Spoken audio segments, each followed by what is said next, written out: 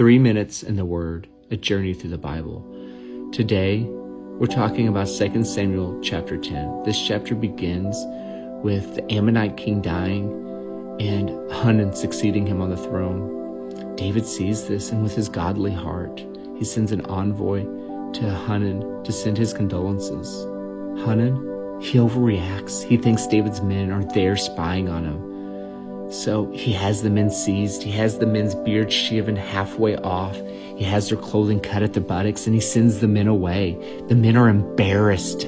David is embarrassed when the men get to him. He tells them, go back to Jerusalem. Stay there until your beards grow back.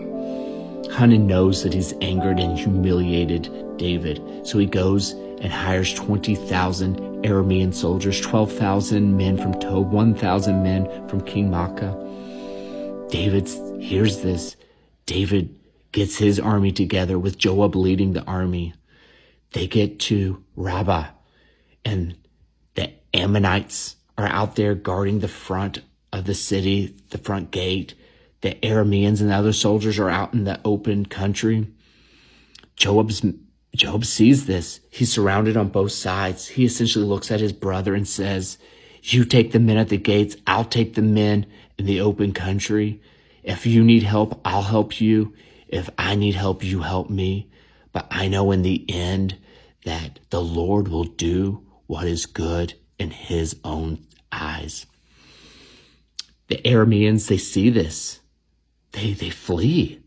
The Ammonites, they see that the Arameans flee, and they flee into the city. Joab returns to David. He's victorious, but not for long. The Arameans and the Ammonites, they regroup. They regroup in Halam.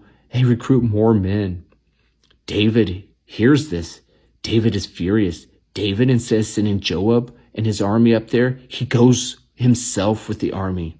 And in that battle, they kill 40,000 foot soldiers, 700 charioteers. The surrounding kings, they see this. They're fearful. They make peace with Israel. The Arameans, at this point, they're too afraid to help the Ammonites anymore. So what lessons can we learn? We often respond with anger or defensive when we should admit our guilt. We should try to de-escalate the situation. What other lesson can we learn? We should always use our minds and resources to obey God, while at the same time trusting God with the outcome.